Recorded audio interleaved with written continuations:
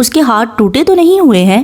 Bag میں جہاں اتنا علم غلم لے کر پھرتا ہے وہاں پانی بھی ہوتا ہوگا۔ وہ دونوں کتاب کے نام پر معتجب ہوئیں۔ بھئی شاعر کی کتاب دیتا تو سمجھ میں بھی آتا، یہ کیا اٹھا کر لے آیا ہے؟ حاجرہ کی بات پر خدیجہ نے کہا، اگر شاعری کی کتاب لاتا تو یہاں سے زندہ واپس نہ جا پاتا۔ زینی نے کتاب بیگ میں ٹھونستے ہوئے دونوں کی معلومات میں اضافہ کیا۔ موصوف نے میرے لیے اپنے آفس میں انٹرنشپ کی درخواست دی ہوئی ہے۔ اوہ بیچارہ، یہ تو پکا مرے گا۔ حاجرہ نے افسوس میں گردن کو پنڈولم کی طرح ہلایا۔ خدیجہ نے بھی پورا اتفاق کرتے ہوئے کہا، بس جی، اللہ مرد آہن کے حال پر اپنی رحمت کرے۔ بڑی بڑی جگہ گرا ہے، بڑے بڑے بہادر لوگ تاریخ کی گہرائیوں میں بیٹھتے ہیں، پر یہ شخص جس زہر کا پیالہ پی کر شہیدوں میں نام لکھوانے والا ہے، یہ کام کوئی چینی مال ہی کر سکتا تھا۔ زینب نے خدیجہ کے کندھے پر ایک دھپ رسید کی۔ بس ہو جاؤ شروع بھاپا کٹنیوں، اب اٹھنے کا بھی کوئی پروگرام ہے یا کل پرچے پر اسی مرد آہن کے قصیدے لکھ کر آنا ہے؟ تینوں اٹھ کر ہاسٹل کی جانب بڑھ گئیں۔ ابھی ہاسٹل کا گیٹ پار ہی کیا تھا جب چوکیدار نے پیغام دیا، تمہارا بھائی ملنے کو آیا ہوا ہے۔ ایک دفعہ پھر وہ دوستوں کو وہیں چھوڑ کر ملاقات والے کمرے کی جانب بڑھی۔ غازان کمرے کے دروازے کے باہر ہی کھڑا تھا۔ زینب کو دیکھ کر اس کی جانب آ گیا۔ قریب پہنچنے پر زینب نے حیرت سے پوچھا، تم یہاں کیا کر رہی ہو؟ میں تو سمجھی اب تک واپس جا چکے ہوگے۔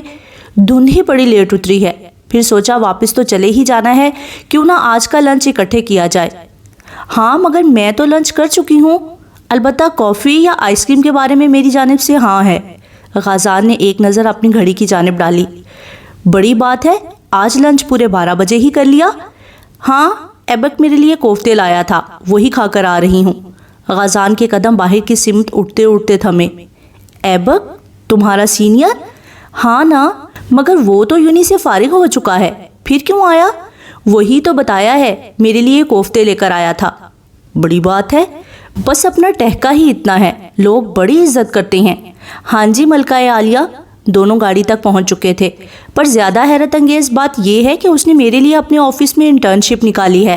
ساری بات کے جواب میں بولا، اس بات پر صرف اتنا ہی کہہ سکتا ہوں، بیچارہ غریب کا مال، اگر تمہیں وہاں جاب ملی تو تم تو اس کا جینا ہی حرام کر دو گی۔ آخر کیوں بھری جوانی میں وہ جوان خودکشی کرنے پر تلا ہے؟ بھائی ویسے تمہیں شرم تو نہیں آ رہی؟ اپنی بہن کے سامنے کسی غیر مرد کی طرفداری کر رہے ہو؟ گاڑی پارکنگ سے نکال کر روڈ پر ڈالی۔ بھئی میں تو سچی بات کرنے کا عادی ہوں۔ اچھا یہ بات ہے، تو بتاؤ اس دفعہ جب اسلام آباد گئے تھے تو اپنے منگیتر کے ساتھ سیدھے منہ بات کیوں نہیں کی؟ گاڑی میں تھوڑی دیر خاموشی چھائی۔ اشاروں پر گاڑی رکی تو سردار نے نظر موڑ کر بہن کو دیکھا۔ میں اس موضوع پر بات نہیں کرنا چاہتا۔ کیوں؟ میری مرضی؟ تمہاری مرضی کی ایسی کی تیسی؟ بتانا تو پڑے گا۔ مجھے نہ بتاؤ، دادی کے سامنے تو اگلو گے ہی۔ مجھے یقین ہے اماں مجھے کبھی بھی کٹہرے میں کھڑا نہیں کریں گی، کیونکہ وہ مجھے بھی جانتی ہیں اور اپنی نواسی کو بھی۔ تم یہ کہنا چاہتے ہو تمہاری بدتمیزی کے پیچھے سدرا اپی کا اپنا ہی قصور ہے؟ میں نہیں، تم کہہ رہی ہو۔ ویسے تمہیں کس نے ساری معلومات دی ہیں؟ ہیلو، وہ میری پھوپھی ذات بھی ہیں، فون آیا تھا۔ دیکھا، اتنی تو اس کو عقل ہے۔ جھگڑا میرے ساتھ ہے، فون میری بہن کو کرتی ہے۔ ایسی لڑکی سے شادی کرتے ہوئے بھی ڈر لگتا ہے۔ ابھی آئی نہیں اور ہم دونوں کی لڑائیاں کرواتی ہے، جب یہاں آگے تب کیا کرے گی؟ نہیں خیر، لڑائیاں تو نہیں کرواتی ہے، سچ ہی بتاتی ہے، جس کا سامنا کر کے تم آپے سے باہر ہو جاتے ہو۔ زینی جو بھی ہے، تم اس معاملے سے دور ہی رہنا، کیونکہ تمہیں حقیقت کا علم نہیں ہے، اور مجھے ایسے لوگ سخت برے لگتے ہیں جو پرائے مسئلے میں اپنی ناک ڈالیں۔ اگر وہ تم سے رابطہ کرتی ہے اپنی دوستی اور کزن ہونے کے ناطے بات کرو اور گپ لگاؤ، میری ذات پر یا میرے متعلق بات نہیں کرنی۔ سن رہی ہو نا؟ ہاں سن رہی ہوں، بس دادی کو یہ کہنا ہے اب اپنے بیٹے کے ہاتھ پیلے کر ہی دیں۔ ہاتھ پیلے لڑکیوں کے کیے جاتے ہیں، لڑکوں کے نہیں، اور ایویں کوئی شوشہ چھوڑنے کی ضرورت نہیں ہے۔ ابھی شادی کا وقت نہیں ہے۔ ابھی وقت نہیں ہے تو پھر کب آنا ہے؟ پہلے تمہاری شادی کروں گا، اس کے بعد دیکھی جائے گی۔ بڑے ہوشیار ہو، یعنی مجھے راستے سے ہٹا کر میدان مارنا چاہتے ہو۔ نہ بچو، ایسا میری زندگی میں نہ ہو سکے گا۔ پہلے تمہاری شادی ہوگی، کوئی 4 سال تمہاری بیوی کے ساتھ دن رات لڑائی جھگڑے کر کر تمہاری ناک میں دم کروں گی، تمہاری بیٹی کو پوری ٹریننگ دے کر جاؤں گی کیسے ماں باپ کو زج کرنا ہے، اس کے بعد کسی ایسے شخص سے شادی کرنی ہے جو گھر داماد بن کر رہ سکے۔ موڑ کاٹتے ہوئے اس نے خوفناک نظروں سے بہن کو دیکھا۔ تم میری بہن ہو یا کوئی بلا، جو بھی سمجھو، ویسے اچھا کیا تم نے جو مجھے اپنے پلان بتا دیے۔ میری بیگم تمہارے ظلم و ستم سے بچ گئی۔ اب تو اس کو تب ہی لاؤں گا جب تمہارا انتظام کر لوں گا، نہیں تو خود ہی اپنے بہنوئی کی طرح کہیں گھر داماد ہی بن جاؤں گا۔ آؤ گاؤں والوں، اپنے سردار کی حالت دیکھو، لڑکی کہیں کا۔ گاڑی ایک ریسٹورنٹ کے سامنے رکی تھی۔ سردار ہنستے ہوئے اپنی طرف کا دروازہ کھول کر باہر نکل گیا۔ دونوں اندر جا کر پرسکون ماحول میں ایک میز پر آمنے سامنے بیٹھے تو زینب کو خیال آیا، بھائی ایک بات پوچھنی تھی۔ بیرے کو اشارہ کرتے ہوئے گویا ہوا، اپنا جو شہر والا گھر ہے اس کو کیا؟ کچھ نہیں، بس یہ کہنا چاہ رہی تھی کہ جو اپنا گھر ہے جدھر نعمان بھائی لوگ رہتے ہیں۔ ہاں بھئی، اسی گھر کو کیا ہوا ہے؟ ہوا کچھ نہیں، بس یہ جاننا تھا کیا نعمان بھائی یا کسی دوسرے لڑکے نے کسی آدمی کا ذکر کیا ہے؟ میرا مطلب ہے کہ وہاں کوئی زالے کا پوچھنے آیا ہو۔ آپ کے سردار گل کی پوری توجہ بہن کی جانب ہوئی، مگر ویٹر کے آنے پر وقفہ آ گیا۔ دونوں نے اپنے لیے برگر منگوائے جو اس جگہ کے مشہور سوغات تھے، قیمے والے ڈبل برگر۔ پھر توجہ بہن پر واپس آئی، آنکھیں سکیڑ کر حیرت سے بولا، زالے کا ہمارے گھر سے کیا تعلق؟ کوئی آدمی وہاں اس کے بارے میں پوچھنے کیوں آئے گا؟ زینب پہلے گڑبڑائی، فوری طور پر سنبھل کر بولی، دراصل جس محلے میں زالے کا گھر تھا وہاں اس کی ہمسائی کو ہم لوگوں نے اس گھر کا پتہ دیا تھا تاکہ جب اس کا شوہر واپس آئے تو وہ زالے تک پہنچ سکے۔ کل دادی سے بات ہوئی تھی، انہوں نے بتایا کہ وہ تمہیں اور نعمان بھائی کو زالے کے بارے میں سچ بتا چکی ہیں، تو میں نے سوچا یہ بھی پوچھ لوں۔ سردار نے بڑی گہری نظروں سے بہن کو پڑھا، پھر سنجیدگی سے بولا، مس گل تمہیں بس اسٹیشن پر ملی تھی تو اس کے محلے والی کو ایڈریس کب بتایا؟ زینب کو لگا کہ بس اب تو پکڑی ہی گئی۔ ہم واپس اس کے گھر پر گئے تھے، وہاں معلومات دے کر آنے کے بعد گاؤں گئے۔ وہ میز پر آگے کو ہو کر یوں بیٹھا کہ دونوں کوہنیاں میز پر ٹکی تھیں۔ پہلے تم نے کہا کہ وہ تمہاری دوست ہے، اپنا ٹرانسفر کروا کر یہاں آئی ہے، مان لیا۔ پھر کہانی میں ایک اور موڑ آیا، اماں نے کہا کہ وہ بے یارو مددگار لڑکی تھی، زینب نے مدد کر دی، یہ وہ۔ اب تم نے ایک نیا ٹویسٹ دیا ہے۔ مجھے جو فکر ہے کل کو کوئی نئی کہانی جنم نہ لے جائے۔ خاصی مشکوک بیان بازی ہے۔ ارے نہیں بھائی، ایسی کوئی بات نہیں ہے، ہونی تو نہیں چاہیے، پر زینی یہ بھی تو ہو سکتا ہے وہ لڑکی کسی لڑکے کے چکر میں آ کر گھر سے بھاگی ہوئی ہو، لڑکا چکما دے کر فرار ہو گیا ہو اور اب یہ سہارے ڈھونڈتی پھر رہی ہو۔ میں نہیں چاہتا کہ کل کو کوئی پولیس لے کر میرے دروازے پر آ کر شور کرے کہ اس کی بہن میرے گھر میں چھپی ہوئی ہے۔ بھائی، اس کا کوئی بہن بھائی نہیں ہے، وہ اکیلی ہی ہے۔ ماں باپ کدھر ہیں؟ ماں باپ زندہ نہیں ہیں۔ تم کیسے کہہ سکتی ہو؟ بس مجھے پتا ہے نا۔ اچھا، کیا تم نے ان کے کفن دفن کا انتظام کروایا تھا یا قبر میں اتارنے کی ذمہ داری انجام دی تھی؟ بھائی، انسان کی زبان بھی کوئی چیز ہوتی ہے، اور اتنی بے وقوف تو میں ہوں نہیں کہ اگر کوئی میرے سامنے مسلسل ہاتھ باندھ کر جھوٹ پہ جھوٹ بولے جائے اور مجھے علم نہ ہو سکے۔ زالے نے جو کچھ بھی مجھے بتایا ہے وہ سب حرف حرف سچ ہے۔ اس نے میرے ساتھ کوئی جھوٹ نہیں بولا، اسی لیے میں اس کی مدد کرنے کو تیار ہوئی تھی۔ برگر آ گیا ہے، اس موضوع پر ہم پھر کسی فارغ وقت میں بات کریں گے، پر اگر مس گل کی وجہ سے مجھے کہیں جھوٹا ہونا پڑا تو خیر نہیں ہوگی۔ ہاں بالکل، کر لینا جو کرنا ہو، ابھی تو انجوائے کرنے دو۔ ناشتہ کرنے کے بعد وہ فوراً سے کلینک کے لیے نہیں نکلی۔ آج وہ تھوڑا وقت دادی کے ساتھ گزارنے کے موڈ میں تھی، اس لیے انہی کے پاس بیٹھ کر گاؤں کے بارے میں معلومات لیتی رہی۔ جب 2 گھنٹے بعد ملازمہ نے باہر دھوپ نکلانے کی خوشخبری سنائی، دادی نے شکر کا سانس لیتے ہوئے اسی وقت بستر چھوڑ دیا۔ زالے نے ان کے سلیپر آگے کیے، جن میں پاؤں ڈال کر وہ اٹھ کھڑی ہوئیں۔ دونوں آگے پیچھے باہر آ گئی۔ صحن کے درمیان میں چھت پر جو جگہ کھلی رکھی جنگلہ لگایا ہوا تھا، اس جنگلے پر عام طور پر کور رکھا رہتا، مگر دھوپ نکلنے پر صدیوں میں ہٹا دیا جاتا تھا، جیسے اس وقت ملازمہ نے کھول دیا تھا، جس کی وجہ سے صحن میں روشنی کی نرم شعائیں لائنوں کی صورت میں نازل ہو رہی تھی۔ اس روشنی کی لکیروں میں بڑے غور سے دیکھنے پر ان پر تیرتے چھوٹے چھوٹے ذرات نظر آتے۔ یہ سورج بھی میرے اللہ کی بہت بڑی نعمت ہے، اگر خدا نہ خواستہ ایک دن کے لیے بھی اس کی روٹین میں تبدیلی واقع ہو تو تمام جانداروں کی زندگی متاثر ہو۔ زالے نے اپنا سر اس بات میں ہلایا۔ بالکل ٹھیک کہا زالے، تم تو میری کسی بات سے بھی اختلاف نہیں کرتی ہو، وہ مسکراتے ہوئے بولی۔ آپ نے کبھی کوئی غلط بات کی ہی نہیں، دادو تو میں اختلاف کیوں کروں گی؟ بیٹی، اختلاف کرنے والوں کے لیے ضروری نہیں ہوتا کہ آپ غلط بات کہہ رہے ہوں۔ جنہوں نے آپ کی بات رد کرنی ہوتی ہے وہ آپ کے کہے سچ کو بھی رد کر دیتے ہیں اور اپنے جھوٹ کو دباتے رہتے ہیں، جیسے ابو جہل نے کیا تھا۔ تم ایک اچھی بیٹی ہو۔ شکریہ دادو۔ اس نے پیچھے سے ان کو جھپیڑ لگائی، جس پر دادی نے شفقت سے اس کے سر پر ہاتھ پھیرا۔ اچھا چلو، اب میں تمہیں اپنے بچوں سے ملواؤں۔ او یس، اسی تجسس کی وجہ سے تو میں آج کام سے لیٹ ہو گئی ہوں، دادی بے اختیار مسکراتے ہوئے بولی۔ لو، اور میں سمجھ رہی تھی میرے لیے چھٹی کر کے آئی ہے، زالے نے کہا لگاتے ہوئے بیرونی دروازہ وا کر کے دادی کو گزرنے کا راستہ دیا۔ پھر ان کے پیچھے خود بھی باہر آ گئی۔ دادی کا گھر دائیں جانب تھا، جبکہ ہاسٹل گھر سے بائیں سمت واقع تھا۔ ارد گرد سارے کھیت تھے۔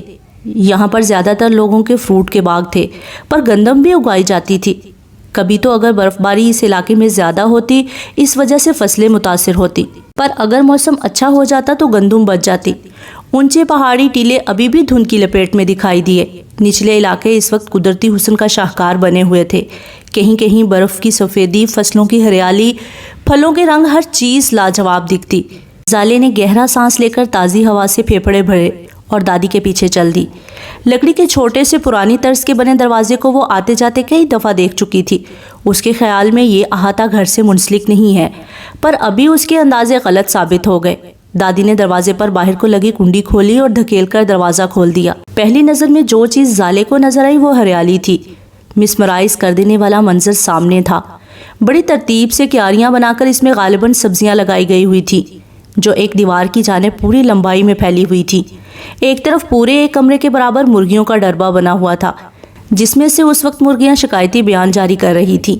دادی نے سب سے پہلے ان کا دروازہ کھول دیا، پھر ساتھ میں موجود قدرتی چھوٹے کمرے کا دروازہ کھولا۔ اس میں گٹرگوں کا کلمہ پڑھتے کبوتر بسم اللہ کر کے باہر آئے۔ تیسرے کمرے سے خرگوش برآمد ہوئے۔ بڑے بڑے کانوں اور موٹی موٹی آنکھوں والے خرگوش منٹوں میں جمپ لگاتے ہوئے وہاں بکھر گئے۔ زالے ان کے پیچھے بھاگی، پکڑتے ہوئے ڈر رہی تھی، مگر اس کو وہ بہت پیارے لگے۔ یہ آپ کے بچے ہیں؟ زالے نے کمر پر دونوں ہاتھ رکھ کر خوشگوار حیرت سے استفسار کیا۔ دادی اب باہر دانہ ڈال رہی تھیں۔ دو بڑی سی مٹی کی کنالیوں میں تازہ پانی ڈالنے کی نیت سے بڑھیں تو زالے نے ان کے ہاتھ سے بالٹی پکڑی اور نل کی جانب بڑھ گئی۔ آپ رکیں، پانی میں ڈال دیتی ہوں۔ نل سے پانی کی بالٹی بھر کر لائی تو دادی کو کنالیاں صاف کرتے پایا۔ انہوں نے پرانا پانی پھینک کر صابن لگا کر اچھی طرح کنالی دھوئی۔ وزنی ہونے کی وجہ سے وہیں پہ دھو لیا کرتی تھیں۔ 40-50 کے قریب مرغیاں، اتنے ہی کبوتر، 12 خرگوش۔ جہاں کچھ دیر پہلے خاموشی کا راج تھا، وہاں اس وقت اچھا خاصا شور مچا ہوا تھا۔ دانہ پانی ڈالنے کے بعد وہ دونوں 2 کرسیاں دھوپ میں رکھ کر وہیں پر بیٹھ گئی۔ ہاں تو پھر میرے بچے پسند آئے؟ زالے دلچسپ نظروں سے لبوں پر مسکراہٹ لیے جانوروں کے کرتب دیکھ رہی تھی۔ کبوتر اور مرغیاں ایک ہی جگہ پر پانی پی رہے تھے۔ خرگوش کے برتن الگ تھے۔ وہ لوگ تازہ گاجروں سے ناشتہ کر رہے تھے۔ سچ مجھے امید نہ تھی، آپ کے بچے اتنے کیوٹ ہوں گے۔ اس کی بات پر دادی نے کہا مارا۔ ابھی تمہارے لیے اور بھی سرپرائز ہے، جلدی بتائیں۔ وہ جو پیچھے درختوں کا جھنڈ نظر آ رہا ہے اس کا جائزہ لے کر آؤ۔ زالے اپنی جگہ سے اٹھ کر کمروں سے دور احاطے کے پچھلے حصے کی جانب آئی۔ انگور کی 4-5 بیلیں دیوار سے چمٹی ہوئی تھیں۔ وہاں پر سیب، امرود، مالٹے، اخروٹ، بادام، لوکاٹ اور قربانی کے درخت تھے۔ دادو، آپ کا باغ تو سب سے پیارا ہے، اتنے پیارے پودے، پھول، اور یہ گھاس تو کارپٹ معلوم ہو رہی ہے۔ مائی گاڈ، کیا یہ بادام ہیں؟ دادو، یہ اخروٹ لگ رہے ہیں، اتنا زیادہ پھل، ماشاءاللہ۔ وہ وہیں پر اونچے سے بولتی ہوئی اخروٹ اتارنے میں مصروف ہو گئی۔ جو ابھی کچے تھے وہ ابھی سے سبز رنگ کے خول میں موجود تھے، جو دیکھنے میں ٹینڈے کی شکل کا لگتا تھا، اور جو تیار تھے ان کا خول تھوڑا براؤن ہو کر چٹک کر پھول کی طرح 3 پتیوں میں کھلا ہوا تھا۔ اندر سے اخروٹ صاف دکھائی دیا۔ اسی طرح جو بادام تیار تھے ان کے خوشے بھی چٹک چکے تھے۔ دادی ادھر دھوپ میں بیٹھ کر اس کی سمت میں مسکرا کر دیکھ رہی تھی۔ ذہن میں اپنا بچپن آ رہا تھا۔ زالے واپس آئی تو یہ اتنے سارے اخروٹ اور بادام جیکٹ کی جیبوں میں ڈال رکھے تھے۔ آ کر کرسی پر ڈھہ گئی۔ تمہارے رد عمل کو دیکھ کر پکا ہو گیا ہے، تمہارا تعلق اس علاقے سے نہیں ہے، کیونکہ یہاں یہ چیزیں بڑی عام پائی جاتی ہیں۔ ہاں، پنجاب کے شہروں سے آنے والے ایسے خوش ہوتے ہیں۔ آپ کو کیسے پتا چلا؟ مجھے ایسے پتا ہے کیونکہ میرا بچپن بھی پنجاب میں ہی گزرا ہے، اور جب ہم یہاں اپنی نانی کے گھر آیا کرتے تھے تو واپس جانے کو جی نہیں کرتا تھا۔ पंजाब में आपका ताल्लुक कहाँ से है? मेरी अम्मी की शादी मुल्तान में हुई थी, मेरे नाना के दोस्त के भतीजे के साथ। आगे मेरी शादी अब्बा ने अपने रिश्तेदारों में की, यूं मैं ब्याह कर मुल्तान से लाहौर चली गई। अरे फिर तो आपका और मेरा शहर एक ही हुआ, पर लाहौर से यहाँ कब और क्यों आ गई? लाहौर मेरे मरहूम शोहर का शहर था, मेरा शहर मुल्तान था। बस बेटे यहाँ तो ज़िंदगी ले आई और हम आ गए। अब मुझे समझ आई, इस घर के फरीक उर्दू बिल्कुल क्लियर बोल लेते हैं, जबकि नुमान भाई का लहजा बलोची है। क्या बलोची नहीं है? बेटी हम ज़ात के पठान हैं। ज़ैनब के दादा मरहूम भी पठान ही थे, बस उनका ताल्लुक पंजाब से था। हाँ, तो जनाब आज अम्मा के बाग की सैर हो रही है। नुमान की आवाज़ पर दोनों की तवज्जो खुले दरवाजे की जानिब गई। सफ़ेद रवायती शलवार सूट के ऊपर काले रंग की अपनी मखसूस वास्किट पहने कांधे पर गर्म शॉल डाल रखी थी। वो बिलाशुबा एक खूबरू मर्द था। करीब आने पर वो सलाम लेता हुआ दादी के सामने झुका। उन्होंने शफकत से उसकी पीठ पर हाथ फेरा। जीते रहो। आज सुबह सुबह ये चांद किधर से निकल आया? मुझे मेरे दिल ने बताया कि आपका मुझसे मिलने को जी चाह रहा है। बस फिर क्या था, उसी वक्त आ गया हूँ। बहुत अच्छा किया, आते हुए अपने दोस्त को भी लिए आते। वो कुर्सी संभाल चुका था। उसको अभी बैंक में कोई काम था, दोपहर के बाद पहुँच जाएगा। अच्छा, यानी मुलाकात हुई थी? जी बिल्कुल, रात हम दोनों साथ ही थे। मुझे अब्बा की कॉल की वजह से जल्दी आना पड़ा। नाश्ता वगैरह किया या मैं बनाऊँ? नाश्ता कर चुका हूँ, आप आराम से बैठकर धूप सेंके। और कोहर, तुम्हारा क्लिनिक पर कल का दिन कैसा गया? आप तो रास्ता नहीं भूली? कल का दिन भी बेइंतहा मसरूफ़ था। दूसरे कस्बों से बहुत सी ख़वातीन आई थी, जिससे मुझे याद आया, दादो अब मैं चलती हूँ, धुंध भी उतर गई है। आपके बच्चों से भी मिल लिया, अब इजाज़त दें। जाओ बच्चे, फ़ी अमान अल्लाह। नुमान, जाओ बहन को गाड़ी पर छोड़ाओ। वो उन्हीं कदमों पे उठ खड़ा हुआ।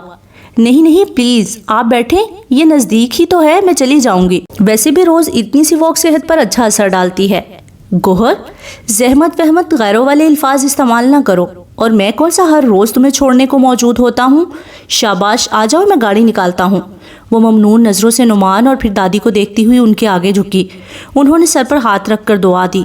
ज़ाले और नुमान के जाने के बाद वो अकेली रह गई तो चेहरे पर थकन के आसार नमूदार हुए। चेहरे की झुर्रियाँ और भी लटकी हुई मालूम होने लगी।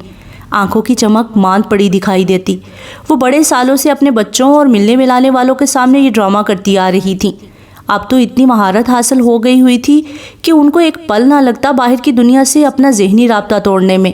अगर ऐसे वक्त में कोई पास आता तो 2-3 सेकंड में संभल जाती। सबसे ज़्यादा एहतियात बेटे के सामने बरती जाती थी, क्योंकि उसके साथ झूठ बोलना आसान ना था। उसको अगर शक भी हो जाता कि वो रोती रही हैं तो अगले कई घंटों तक उनके पास से ना हिलता। इंसान चाहे जितना भी दूसरे इंसान का पहरा दे, दूसरे के दिलो दिमाग पर पूरी रसाई हासिल नहीं कर सकता। हम ये तक नहीं बता सकते कि हमारे साथ बैठा इंसान मुख्तलिफ औकात में क्या सोचता रहा होता है।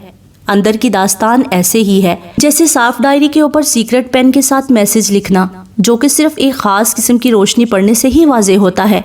साल के बेशतर दिन वो किसी न किसी तरह दुनिया के धंधों में गुम होकर अपना आप भूले रखती थी, मगर जो ही फरवरी का महीना करीब आना शुरू होता उनके ज़ख्म हरे होने शुरू हो जाते। अपनी शॉल के साथ रगड़कर आंखें साफ कर दी। वो अपनी सोचों में उलझी रहीं। अब बाहर गाड़ी की आवाज़ से चौंकी नुमान ज़ाले को छोड़ भी आया था। वो सीधा इधर ही आया था। उनके बराबर बैठते हुए संजीदगी से गोया हुआ, दादो हिम्मत मत हारा करें, आपका बेटा आपकी वजह से खड़ा है। जिस दिन आप टूट गई वो बड़ी बुरी तरह से बिखरेगा। बूढ़ी आंखों में एक दफ़ा फिर नमी तैर गई। बेटे तुम गलतफहमी का शिकार हो, मैं उसकी हिम्मत नहीं हूँ, वो मेरी हिम्मत है। पर क्या करूँ बेटे, माँ हूँ, औलाद का गम माँ से ज़्यादा किसको होगा। बेटे मैं कोई जिंदा थोड़ी हूँ, मैं तो उसी दिन वहीं मर गई थी जिस दिन मेरे जवान बेटों की लाशें उठी थीं। मेरे बेकसूर बच्चे इतनी बेरहमी से मार दिए गए। हाय मुझ बदनसीब ने वो दिन भी देखना था जिन चेहरों को मैंने दिन रात चूमा। उन्हीं चेहरों को खून में नहलाकर मेरे सामने रखा गया। अल्लाह किसी दुश्मन को भी ऐसा दिन ना दिखाए, किसी माँ की गोद ना उजड़े। अब वो ज़ारों की तार रो रही थी। नुमान अपनी जगह से उठकर उनके कदमों में बैठ गया। मेरी प्यारी माँ, आप तो बड़ी बहादुर औरत हैं, हौसला रखें, हिम्मत से काम लें। उन लोगों को आपकी दुआओं की ज़रूरत है। आज आप ढेर सी दुआ करें, देखिएगा आज रात मुलाकात हो जाएगी। प्लीज़ अब नहीं रोना। प्रिंसिपल साहिब ने आकर देख लिया तो जूता उतार कर यहीं मेरी धुलाई शुरू कर देनी है। وہ سمجھے گا میں نے آپ کو رلایا ہے۔ اب آپ ادھر اکیلی نہیں بیٹھیں گی، چلے اٹھیں، ماں بیٹا چل کر درخانے سے چائے کی فرمائش کرتے ہیں۔ اللہ کرے فریج میں کوئی کیک رکھا ہوا ہو۔ پچھلی دفعہ بازار سے کھوپرے والے بسکٹ لا کر رکھ گیا تھا، پر اب تک وہ گدا سب چٹ کر گیا ہوگا۔ دادی آخر مسکرانے پر مجبور ہو ہی گئی۔ وہ ان کو ویسے ہی ساتھ لگائے اندر لے گیا۔ کسی کی حق حلال کی روزی پر لات مارنا کہاں کا شرافت ہے۔ زالے نے ایک مریضہ کو داخل کیا تھا۔ اس کو دیکھ کر کمرے سے نکلی ہی تھی جب ایک دم شیر بخت سامنے آیا۔ توبہ ہے شیر بخت، تم نے تو ڈرا ہی دیا۔ پہلے میرے سوال کا جواب دو نا، تم کیسا طبیب ہو؟ میں صبح 6 بجے تمہارا ہاسٹل کے سامنے بیٹھا تھا اور تم اس نعمان خان کے ساتھ گاڑی میں بیٹھ کر آ گیا۔ ہم تو رات تک ادھر بیٹھ کر انتظار کرتا رہتا۔ وہ تو بھلا ہوئے درخانے نے بتایا کہ ڈاکٹر بی بی تو کب کا چلا بھی گیا۔ بتاؤ نا بھلا یہ کیا شرافت ہے؟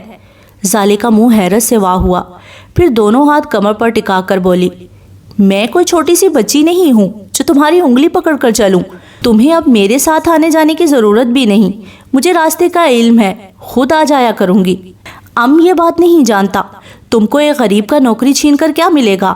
آج تمہاری وجہ سے میرا گلبدن بھوکا رہا ہے، اس کا حساب کون دے گا؟ میرے سے اللہ پوچھے گا، ہاں بے شیر خانہ کل گلبدن کا خیال کیوں نہیں کیا؟ تو سیدھا جواب دے گا کہ اے اللہ مہربان، اس ڈاکدار سے پوچھو، اس کی وجہ سے ہمارا سارا دن برباد ہوا۔ ایمانداری سے نوکری پر گیا تھا پر اس نے ہم کو دھوکہ دیا۔ بڑی بری بات ہے، یعنی تم اللہ کے ہاں میری شکایت کرو گے؟ گدھے کہیں کے، اللہ پاک نے الٹا تمہیں دھر لینا ہے کہ تم آنکھیں کان بند کر کے دروازے کے باہر ہی کیوں بیٹھے رہے؟ اگر میں نہیں آئی تھی تو تم اٹھ کر واپس اپنے گھر چلے جاتے نا، اپنی گلبدن کے پاس۔ اف، نام دیکھو ذرا، گلبدن۔ اب تو مجھے شک ہو رہا ہے صبح ساری لڑکیاں سچ ہی کہہ رہی تھیں۔ پھر یاد آنے پر بولی، تم خواتین کے کلینک والے حصے میں نہیں آ سکتے، یہاں مردوں کو آنے کی اجازت نہیں ہے، فوراً نکلو ورنہ ادھر ہال میں بڑی تگڑی سی پٹھانی بیٹھی ہیں، انہوں نے تم کو ادھر دیکھا تو جوتے کھاؤ گے۔ شیر خان ذرا بھی متاثر ہوتا دکھائی نہ دیا۔ اس گاؤں کا سارا عورت میرا ماں بہن ہے، مجھے کوئی کچھ نہیں کہے گا، چاہے تو آ کر دیکھ لو۔ یہ کہہ کر وہ ہال کی جانب بڑھ گیا جدھر زالے کا ڈیسک تھا۔ زالے اڑے ہوئے رنگ کے ساتھ اس کے پیچھے آئی کیونکہ وہاں پر موجود خواتین پہلے ہی زالے کو پردہ کرنے کا مشورہ دے چکی تھی۔ وہ خود بھی گاؤں کی بیشتر خواتین کی طرح بلوچی کڑھائی سے بنی رنگا رنگ چادر اوڑے ہوئے تھی۔ زالے کے قدم دروازے پر ہی رک گئے کیونکہ شیر خان جا کر سیدھا اسی خاتون سے باتیں کرنے لگا۔ زالے کی سمجھ میں صرف سلام دعا ہی آئی تھی۔ اس گاؤں میں کئی لوگ مری بلوچ تھے اور کئی پٹھان تھے۔ کوئٹہ کے قریب ہونے کی وجہ سے یہاں زیادہ تر وہ لوگ آباد تھے جن کے آباء و اجداد کا تعلق بلوچستان سے ہی رہا تھا، مگر شہری زندگی کی سہولیات انہیں دور دراز علاقوں سے شہری آبادی کے قریب لائی تھی۔ یہاں سے کوئٹہ کا سفر صرف گھنٹہ ڈیڑھ کا تھا۔ بلوچستان کا وہ علاقہ جس طرف زیادہ بلوچ آبادی پائی جاتی ہے، وہاں نہری پانی تقریباً نہ ہونے کے برابر ہے، اس لیے وہاں دھول و گرد کے پہاڑ زیادہ نظر آتے ہیں، مگر وہ علاقہ جہاں زیادہ پختون آبادی ہے وہاں پانی ہونے کی وجہ سے ہریالی نظر آتی ہے۔ زالے آ کر اپنی سیٹ پر بیٹھ گئی۔ جو خاتون داخل ہوئی تھی اس کے ساتھ آنے والوں کو صورتحال سے آگاہ کرنے لگی۔ میں نے ابھی کی خوراک دے دی ہے، امید ہے شام تک مریضہ کا بخار اتر جائے گا، تب گھر جا سکتی ہے۔ پر ڈاکٹر صاحبہ، ہم تو بہت دور سے آیا ہے، شام سے پہلے ہم کو واپس پہنچنا ضروری ہے۔ یہ تو بڑا مسئلہ ہے، کیا آپ لوگ مریضہ کو ادھر چھوڑ کر نہیں جا سکتے؟ کل آ کر لے جانا۔ فکر نہ کرو، رات کو میں اس کے ساتھ ہی یہاں رکوں گی۔ شیر بخت ادھر کا چوکیدار ہے، کوئی غیر آدمی اندر نہیں آتا۔ تمہاری بات ٹھیک ہے، پر ڈاکٹر ہم اس کو اس طرح چھوڑ کر نہیں جا سکتے، تم دوا دے دو تاکہ ہم وقت سے نکلیں۔ زالے نے مزید بحث کرنا مناسب نہ سمجھا، یہاں کے لوگوں کے اپنے طور طریقے اور رواج تھے۔ زالے باہر سے آئی تھی اس لیے پوری طرح سے ماحول کو سمجھنے میں کچھ دیر لگنی تھی۔ ٹھیک ہے، مریضہ کی ڈرپ ختم ہو جائے تو آپ کو جانے کی اجازت ہے، پر میں جو دوا دوں اس میں غفلت نہ برتی جائے، وقت سے دوا دینا اور کل یا پرسوں آ کر دوبارہ سے دکھا دینا۔ مریضہ کے ساتھ والی دونوں عورتوں نے تسلی دی اور اندر اپنی مریض کے پاس چلی گئیں۔ زالے اگلے مریض کی جانب متوجہ ہو گئی۔ شیر خان اس دوران وہاں سے چلا گیا۔ زالے کو علم نہ تھا کہ گھر گیا ہے یا صرف وہاں سے ہٹا ہے۔ ایک 10 سالہ بچی اپنی دادی کے ساتھ آئی ہوئی تھی۔ اس بچی کا دایاں کان سوج کر لٹک رہا تھا۔ پوچھنے پر علم ہوا بچی نے کڑھائی والی سوئی سے رات اپنی دوست کے ساتھ مل کر کان میں چھید کیے تھے۔ ایک کان تو ٹھیک تھا مگر ایک میں پانی پڑ کر اچھا خاصا انفیکشن بن چکا تھا۔ کان میں ڈالا ہوا ایئر رنگ مکمل طور پر جلد میں دھنسا ہوا تھا۔ زالے کو جھرجھری سی آئی۔ اس نوعیت کا اس کے پاس آنے والا یہ پہلا کیس تھا۔ اس کی اتنی حالت خراب کر کے کیوں لائے ہیں؟ ابھی میرے پاس تو انستھیزیا کا انتظام بھی نہیں ہے، اور جب تک اس کا ایئر رنگ نہیں نکالا جائے گا اس کو سکون نہیں آنا۔ کاٹے سوا ایئر رنگ نکلنا بھی نہیں ہے، جو میرے بس کا روگ نہیں لگ رہا، اس لیے مجھے ڈاکٹر صاحب کی مدد لینی پڑے گی۔ آپ کو ان کا کمرہ نمبر میں دے دیتی ہوں، میں ڈاکٹر صاحب سے رابطہ کرتی ہوں۔ اس 10 سالہ بچی کا ایک چھوٹا سا آپریشن ہی کرنے والی بات ہو گئی۔ دوسری جانب پیغام بھجوایا جس کا جواب سالے کی مرضی کا نہ آیا۔ کمپاؤنڈر نے درمیان والے دروازے سے سر نکالا۔ ڈاکٹر صاحب اس وقت ہاؤس کال پر گئے ہوئے ہیں، واپس کب تک آتے ہیں کوئی علم نہیں۔ اس وقت زیادہ سے زیادہ میں یہ مدد کر سکتا ہوں کہ آپ کو آلات مہیا کر دوں، ورنہ پھر مریض کو کل واپس بلا لیں۔ اس نے اس کے جواب سے مایوس ہو کر اگلا پلان سوچا۔ بچی کی دادی سے پوچھا کیا وہ کل واپس آ سکتی ہیں؟ انہوں نے انکار کرتے ہوئے بتایا کہ دور سے آئی ہیں، ہر روز اتنا لمبا سفر کرنا ان کے بس کا روگ نہیں۔ زالے نے شاہد خان کمپاؤنڈر سے آلات منگوا لیے، ساتھ مددگار کے طور پر اس کو بھی کھڑا کر لیا۔ سپریٹ کے ساتھ کان کو اچھے سے صاف کرتے ہوئے اس کو یہ احساس شدت سے ہوا، یہ عشق آسان نہیں۔ اپنی سوچ پر خود کو ہی ہنسی آئی۔ اس کے ذہن میں وہ دن گھوم گئے جن کی یاد بھی اس کے تصور کے پردے پر دھندلی تصویریں جیسی رہ گئی تھی۔ وہ اپنی ماں کے بازو پر اپنا سویٹ بینڈ باندھ کر بلڈ پریشر چیک کیا کرتی تھی، کبھی چمچ منہ میں دے کر ٹمپریچر نوٹ کرتی۔ اس کی ایسی ہی حرکتیں دیکھ کر ماں نے ڈاکٹر کی پلاسٹک سے بنی کٹ لا کر دی۔ پھر تو زالے کبھی باپ کے پیچھے پڑی ہوتی، کبھی دادی کی ہڈیاں دیکھی جا رہی ہوتی۔ دادی کے ٹوٹے دانتوں کو واپس ان کی اصل حالت میں لانے کے لیے چینی کی پوڑیاں بنا کر ان کو پانی کے ساتھ کھانے کا بولتی۔ دادی ہنس ہنس کر لوٹ پوٹ ہوتی، ساتھ ہی اس کو ڈھیر سا پیار ملتا۔ ماں بڑے یقین سے کہتی میرا بچہ تو ابھی سے ڈاکٹر ہے، بڑی ہو کر تو بس ڈگری لے گی، تجربہ آج کما رہی ہے۔ چہرے پر پہنے ماسک نے ایک آوارہ آنسو کو چھپا لیا۔ منظر کے آگے چھانے والی دھند کو اس نے چادر کے پلو سے رگڑ دیا۔ ایک کلک کی آواز کے ساتھ ایئرنگ کٹ گیا۔ آلے کے ساتھ دونوں حصے کان سے نکال لیے۔ زخم سے خون نکل آیا تھا، اچھی طرح سے صاف کرنے کے بعد مرہم وغیرہ لگا دی۔ یہ اتنی بری جگہ پر زخم ہے، عام پٹی زیادہ دیر تک نہیں ٹکے گی، سر کے بالوں کی وجہ سے بہت جلد پھسل کر ڈھیلی ہو جائے گی، اس لیے کان کے اوپر ہی ٹیپ لگا رہی ہوں، احتیاط کیجیے گا۔ پانی وغیرہ سے پورا پرہیز رکھنا ہے، ساتھ میں دوا دے دیتی ہوں، روز ایک دفعہ کھول کر اچھے سے زخم کو صاف کرنے کے بعد مرہم لگانی ہے اور اسی طرح ٹیپ کر دینا۔ انشاءاللہ 2-4 دن میں خشک ہو جائے گا۔ ساتھ میں اینٹی بائیوٹک دے دیتی ہوں جس میں کوئی ناغہ نہ آئے۔ بچی کی دادی کو آدھی سمجھ آئی، باقی کی آدھی شاہد خان نے اپنی زبان میں سمجھا دیا۔ وہ بوڑھی عورت زالے کا منہ چوم کر دعائیں دیتی ہوئی اپنی پوتی کو لے کر چلی گئی۔ شاہد خان نے مسکراتے ہوئے اپنی رائے دی، آپ سردار کی رشتہ دار ہیں، اس لیے سارے گاؤں والوں نے آپ کا دل سے استقبال کیا، مگر اب یہ آپ کا اخلاق اور رویہ ہے جو لوگوں میں آپ کو بڑی جلدی بڑا مقبول کر رہا ہے۔ میرا گاؤں یہاں سے 2 گاؤں پیچھے ہے، وہاں ہر ایک کو آپ کا پتہ ہے۔ شکریہ شاہد خان، کیا میں سمجھوں تم نے اپنے گاؤں والوں میں میری مشہوری کی ہے؟ شاہد خان 20-22 برس کا شرمیلا سا نوجوان تھا، ابھی بھی شرمیلی سی مسکراہٹ سمیت بولا، نہیں میم، اس کی ضرورت ہی نہیں پیش آئی۔ پہلے ہی دن میرے گاؤں کی 2 خواتین ڈاکٹر صاحب کے پاس اپنے بچے کو لے کر آئیں، مگر خوش قسمتی سے اس دن آپ یہاں موجود تھیں، بس انہوں نے واپس جا کر خبریں عام کی، اور گاؤں دیہات میں خبر بڑی جلدی پھیلتی ہے۔ یہ تو ہے، پہلے دن میں واپسی پر راستہ بھول گئی تھی، دوسرے دن ہر آنے والی خاتون نے یہی سوال کیا۔ شاہد خان نے کہا مارا۔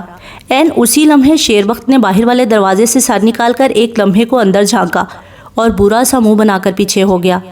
شاہد خان اجازت لے کر چلا گیا، پر زالے کو شیر خان کے عمل پر اگلا سارا وقت حیرت ہی ہوتی رہی۔ آج وہ 7:30 بجے فارغ ہوئی تھی۔ باہر اچھا خاصا اندھیرا پھیلا ہوا تھا۔ دوپہر کا کھانا آج دادی کی جانب سے ڈرائیور کے ہاتھ آیا تھا۔ دماغ میں سوچ رہی تھی کس طریقے سے شکریہ کہنا چاہیے۔ جب بیگ کندھے پر ڈال کر اس میں سے دستانے نکالتی ہوئی باہر آئی ہی تھی کہ تھڑی پر بیٹھے شیر خان کو دیکھ کر بری طرح چونکی، حیران ہوئی، پھر ڈھیر سا غصہ آیا۔ کیا تم صبح سے ایسے ہی ٹھنڈ میں اس جگہ پر بیٹھے ہوئے ہو؟ شیر خان اس کی آواز سن کر اپنی جگہ سے اٹھ کر کپڑے جھاڑنے لگا۔ ادھر بیٹھ کر میں نے اپنا برف کا بت بنانا ہے کیا؟ میں تو چائے والے کے کھوکے پر تھا، اس نے مجھے نوکری دیا ہے۔ عجیب انسان ہو، آخر کتنی نوکریاں کرنے کا شوق ہے؟ یار طبیب، شوق کا بات نہ کرو کیونکہ میرے دل کو تکلیف ہوتا ہے۔ کیوں بھائی؟ وہ دونوں اب واپسی کے راستے پر گامزن تھے۔ اندھیرا تو تھا مگر یہ شکر تھا کہ سڑک سیدھی اور پکی تھی، دشواری کا سامنا نہیں ہوتا تھا۔ میرے کو پائلٹ بننا تھا پر ارے واہ، اتنا کمال کا شوق تو پورا کیوں نہیں کیا؟ ضرور پڑھائی سے جان جاتی ہوگی۔ جواب میں شیر خان نے خاموشی کا لمبا وقفہ لیا۔ جب زالے کو امید ہو گئی کہ نہیں بولے گا تبھی وہ مدھم آواز میں بولا، میں نے 5ویں میں کوئٹہ بورڈ سے ٹاپ کیا تھا۔ اگر یقین نہ آئے تو سردار کے دفتر میں جا کر دیکھنا، اخبار کا ٹکڑا فریم ہو کر دیوار میں لگا ہوا ہے، اس میں میری تصویر ہے۔ زالے کے قدم رک گئے۔ آج تو یہ گندے سے حلیے والا لڑکا حیران پر حیران کر رہا تھا۔ تو آگے کیوں نہیں پڑھا؟ تم جان کر کیا کرے گا؟ کچھ بھی نہیں، بس ویسے ہی تجسس ہوا ہے۔ اگر تم اتنے اچھے طالب علم تھے تو تعلیم جاری رکھنی چاہیے تھی۔ یار طبیب، تعلیم حاصل کرنے کے لیے صرف اسکول ہی تو واحد جگہ نہیں ہے نا۔ میں نے اسکول سے کچھ ایسا نہیں سیکھا تھا جو مجھے زندگی کی دھوپ سے بچا سکتا، مگر زندگی کی دھوپ میں کھڑے ہو کر میں نے وہ سبق سیکھے ہیں جو انسان کسی علمی درسگاہ سے نہیں سیکھ سکتا۔ زالے کو لگا اس کے ساتھ چلنے والا وہ لڑکا وہ نہیں جو بظاہر نظر آتا ہے، بلکہ وہ کوئی درویش معلوم ہوا۔ تم نے ایسی باتیں کہاں سے سیکھی؟ یہ باتیں میں نے اپنی ماں کی گود سے سیکھی ہیں۔ مجھے یہ سب سکھا کر اب وہ خود بڑا روتی ہے۔ زالے نے ایک دم اس کو کندھے سے تھام کر اپنی طرف گھمایا۔ تم کون ہو؟ کیا کالیا کے کچھ لگتے ہو؟ شیربخت نے اس کو تعجب سے دیکھا۔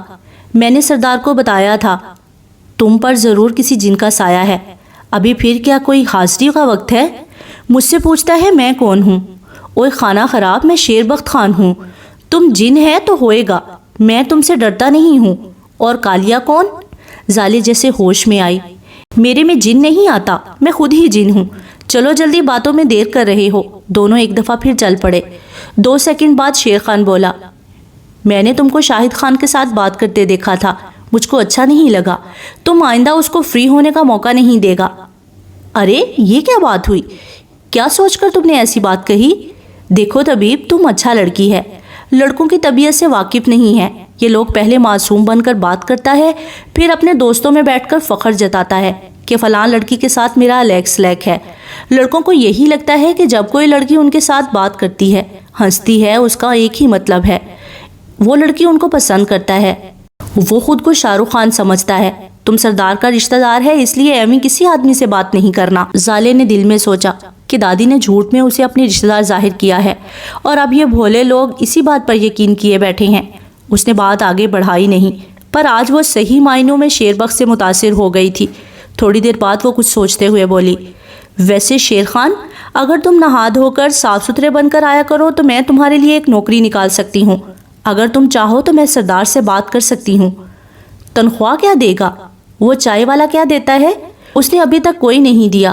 آج پہلا دن تھا، پر کل سے مجھے 10 روپیہ دہاڑی دے گا۔ کیا؟ زالے کو لگا کہ وہ یقیناً مذاق کر رہا ہے۔ دیکھو، تم اس وقت ایسے چیخ نہ مارو، ادھر راستے میں قبرستان بھی ہے، کوئی بھوت نہ ادھر کو آ جائے۔ میں دن کی روشنی میں یہاں سے بڑی دفعہ گزر چکی ہوں، کہیں قبرستان نظر نہیں آیا، اور تم 10 روپے دہاڑی کے لیے اتنی محنت کرو گے؟ میں تمہیں 100 روپیہ دن کا دینے کو تیار ہوں، پر شرط وہی ہے کہ نہا دھو کر خوشبو لگا کر آنا ہوگا۔ میں خوشبو کسی کی چوری کر کر لگا آؤں گا۔ اگر تم مجھے پکا 100 روپیہ دے گا تو میں کپڑے بھی کسی کے اٹھا لوں گا۔ وہ اپنی بات کرتے کرتے چونکا۔ زالے لکڑی کا دروازہ باہر سے کھول کر اندر داخل ہو رہی تھی۔ وہ پیچھے سے بولا، تم ادھر کہاں جا رہا ہے؟ مگر وہ رکے بغیر دروازے کے پیچھے غائب ہو گئی۔ مجبوراً شیر خان کو بھی ادھر آنا پڑا۔ دوپہر 2 بجے وہ کوئٹہ آتے ہی تیار ہو کر ایک جرگے میں شرکت کے لیے چلا گیا تھا، جہاں سے دن ڈھلے آمد ہوئی۔ تب سے اپنے آفس میں بیٹھا کل سے پیچھے رہ جانے والا کام دیکھ رہا تھا، نئی آنے والی پوسٹ کھول کر پڑھنے کے بعد جن کا جواب جانا ضروری تھا، ان کا جواب لکھ کر لفافوں میں سیل کر کے اوپر مہرے لگا کر ان کی مخصوص ٹوکری میں رکھا، جہاں سے کل اخبار دینے آنے والے ڈاکیے نے یہ خط ڈاک خانے لے کر جانے تھے۔ اخبار والا ہفتے میں 7 دن بلا ناغہ آتا، اگر راستے میں کوئی رکاوٹ نہ ہوتی۔ اس کے بعد ای میلز کی باری آئی۔ وہاں سے فارغ ہو کر تمام استادوں کی تنخواہ خاکی لفافوں میں ڈال کر لفافے کی پشت پر نام لکھے۔ اس سب کے دوران اس نے سر پر پہنی روایتی بلوچی پگڑی بھی نہیں اتاری تھی، جو وہ تب پہنتا جب جرگہ ممبر کی حیثیت سے اس کو کہیں شرکت کرنا ہوتی۔ کالے شلوار سوٹ پر ڈارک گرے جیکٹ اور سر پر دونوں طرف لمبے بلوچوں والی بلوچی دستار، گھنی مونچھوں کو بل دے کر سیٹ کیا ہوا تھا، پر اس کے حلیے کے برعکس اس کا چہرہ رئیسوں، نوابوں اور سرداروں سا کرخت نہیں تھا۔ چہرے پر ہمہ وقت رہنے والی نرمی اس وقت بھی برقرار تھی۔ پورے انہماک سے کچھ لکھنے میں مصروف تھا جب فون کی گھنٹی بجی۔ ویسے ہی مصروف انداز میں کال اٹھائی۔ ہیلو، دوسری جانب دادی تھیں۔ ماں صدقے جائے، یہ دنیا کے دھندے تو کبھی ختم نہیں ہوتے، کل شام کے گھر سے نکلے ہوئے ہو، کچھ بوڑھی ماں کا ہی خیال کر لینا تھا۔ مانا کام ضروری ہے، پر میری جان اپنا خیال کرنا بھی ہمارا فرض ہے۔ انسانی جسم کو آرام کی بھی ضرورت ہوتی ہے۔ اس نے فری ہاتھ سے دونوں آنکھیں مس لیں۔ آج کھانے میں کیا مل رہا ہے؟ چٹورے، آج نعمان کی فرمائش پر حلیم بنی ہے، ساتھ میں ابلے چاول، رائتا اور میٹھے میں درخانے نے ہی کچھ کسٹرڈ سا بنایا ہے، فروٹ اور جیلی وغیرہ ڈال کر، پتہ نہیں کیا نام لے رہی تھی، شیریں سا کچھ۔ ایک تو اب مجھے نئے نئے کھانوں کے نام بھی آسانی سے یاد نہیں ہوتے۔ وہ جو بادام اور مربے میں آپ کے لیے لاتا ہوں، وہ اپنے بچوں کو کھلانے کی بجائے خود کھایا کریں تو ایسا کیوں ہو؟ اچھا، اب تم میرے بچوں کے خلاف نہ شروع ہو جانا۔ بس کام ختم ہوا یا نہیں چھوڑ کر جلدی سے گھر آ جاؤ، میں کھانا لگواؤں۔ جو حکم ملکہ عالیہ، غلام ابھی 10 منٹ میں ہی حاضر ہوتا ہے۔ دوسری جانب دادی نے مسکراتے ہوئے فون رکھ دیا۔ 2-4 جو پرچے سائن ہونے والے تھے ان پر سائن کیے اور سیٹ سے اٹھ گیا۔ ٹارچ دراز سے نکال کر جیب میں ڈالی، دروازہ لاک کر کے گھر کی جانب چل پڑا۔ کالج کے احاطے سے نکل کر لمبا راؤنڈ لگا کر گھر کو جانے کا ارادہ تھا، جس کو پورا بھی کیا، مگر جب گھر کے عین قریب تھا تو چونک کر رکنا پڑا۔ 2 لوگ سرگوشیوں میں باتیں کر رہے تھے اور یہ آوازیں دادی کے باغیچے سے آ رہی تھیں۔ دھیرے سے چلتا دروازے کے قریب آیا تو اسے چوپٹ کھلا پایا۔ تجسس کے ہاتھوں آگے چلتا گیا۔ وہاں لائٹ صرف جانوروں کے کمرے میں ہی تھی، باقی سب اندھیرے کا راج تھا۔ سردی بھی آج معمول کے مطابق ہی تھی۔ اس کے ذہن میں پہلا خیال یہی آیا کہ آج ہاسٹل کی ٹیم نے یہاں دھاوا بولا ہے۔ بغیر کوئی آواز پیدا کیے وہ عین سر پر پہنچ گیا، جہاں کچھ ایسی گفتگو چل رہی تھی۔ شیر خان کے بچے، میں نے تم سے کہا تھا نیچے سے سیڑھی تھام کر کھڑے رہو، تم مجھے یہاں لٹکتا چھوڑ کر خود بندر کی طرح اوپر چڑھ گئے ہو۔ بی بی طبیب، تم تو آدھی رات تک بس 2 سیب توڑ پاتا، مجھے گل بدن کے پاس بھی جانا ہے۔ یہ جو تمہاری گل بدن ہے نا، میرے ہی ہاتھوں۔ چہرے کے اوپر ٹارچ کی تیز روشنی پڑنے سے زالے کی بات وہیں رہ گئی۔ جس شاخ کے سہارے کھڑی تھی ڈر کے مارے اس پر گرفت ڈھیلی ہوئی، پھر ایسا ہی لگا کہ جیسے ہوا میں تیر رہی ہو۔ 2 سیکنڈ کے بعد پکے ہوئے آم کی طرح سردار کی باہوں میں گری۔ چند سیکنڈ لگے یہ سمجھنے میں کہ وہ درخت سے گر گئی ہے، پھر حواس کچھ قابو کر کے اندازہ لگایا، شکر ہے گرنے سے کوئی چوٹ نہیں آئی۔ پر چوٹ کیوں نہیں آئی؟ اس کا جواب نیچے گری ٹارچ کی روشنی نے دے دیا، جو سیدھی سردار کے چہرے پر پڑ رہی تھی۔ زالے نے ایک زور کی چیخ ماری اور تڑپ کر اس کی گرفت سے نکلی۔ میں انتہائی شرمندہ ہوں، میرا گرنے کا ایسا کوئی ارادہ نہیں تھا، سارا قصور اس الو کے پٹھے شیر خان کا ہے۔